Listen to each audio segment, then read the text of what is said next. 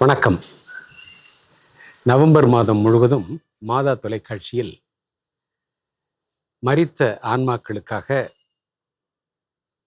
சிறப்பாக பிரார்த்தனை செய்வதும் அவர்களை நினைவில் கொண்டு அவர்கள் நம்மோடு வாழ்ந்த காலங்களை எண்ணி மகிழ்கின்ற மாதமாக கடைபிடிக்கிறார்கள்.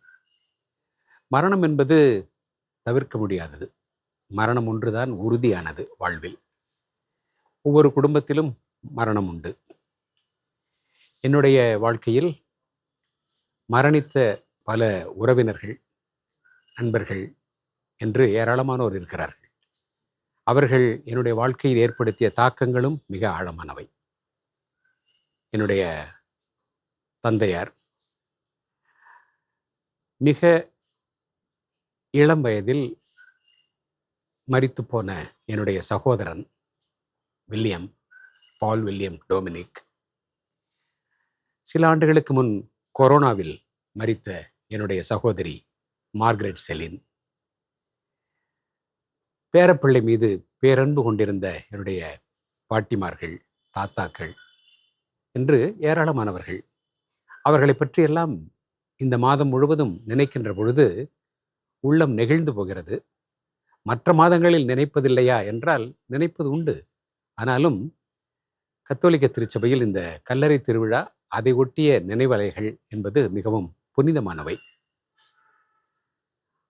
இந்த உறவு என்பது கவிஞர் கண்ணதாசன் சொல்லுவார், முடிந்த கதை தொடர்வதில்லை இறைவன் ஏட்டினிலே, தொடர்ந்த கதை முடிவதில்லை மனிதன் வீட்டினிலே என்பார்.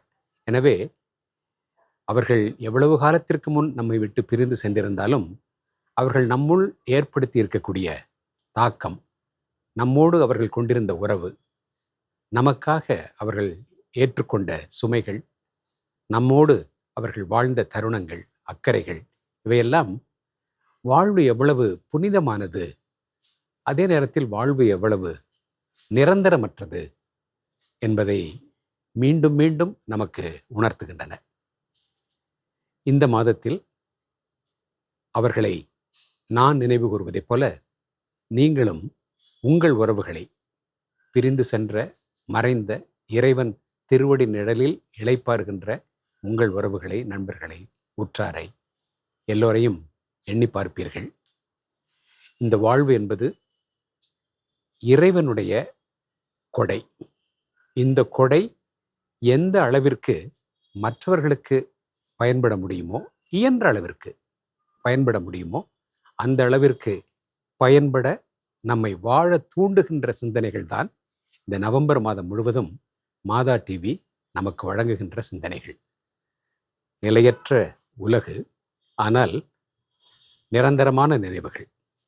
இந்த நிலையற்ற உலகில் நிரந்தரமான நினைவுகளை விட்டு செல்ல நம்முடைய வாழ்க்கை மற்றவர்களுக்கும் பாடமாக இருக்கட்டும்.